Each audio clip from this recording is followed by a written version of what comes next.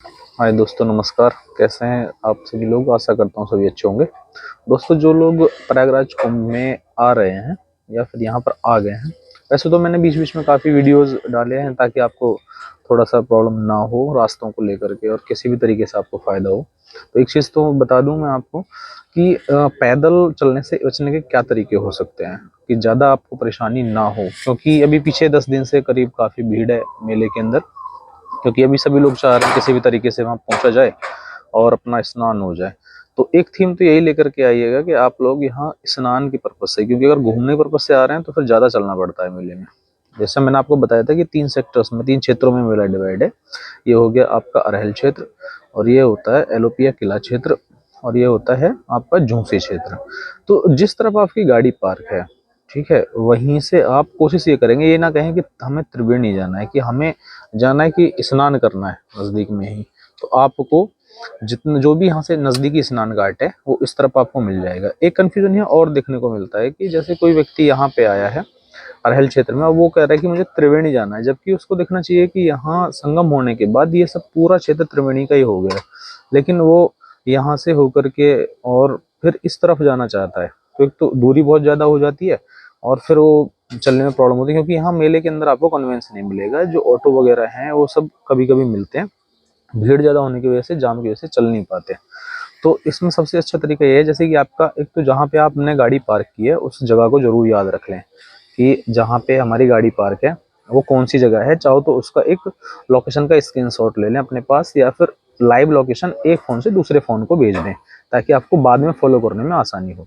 जैसे मैं उदाहरण देख के समझाता हूँ। कुछ लोग जैसे एमपी वगैरह से आए हैं या चिल्की या इन स्टेशनों पर उतरे हैं, तो यहाँ से जब यहाँ पहुँचेंगे या किसी पार्किंग से वो जा रहे हैं, तो एक तरीका है या तो आप रैपिडो बाइक का सहारा ले सकते हैं। अगर आप चलने में दिक्कत आपको हो रही है तो आपको यहाँ तक ले आता है, इस बंदे तक, ठीक है।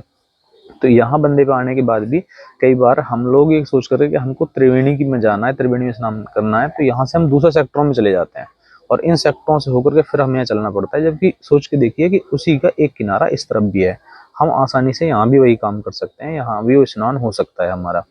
लेकिन हम ये थोड़ी सी मिसअंडरस्टैंडिंग की वजह से ज़्यादा चलना पड़ेगा, क्योंकि त्रिवेणी का एक किनारा अरहल है, एक झूसी है, और एक ये आपका जिसको सेक्टर नंबर 3 के अंदर पड़ता है। तो लोग इसको ज़्यादा फॉलो करने की कोशिश करते हैं।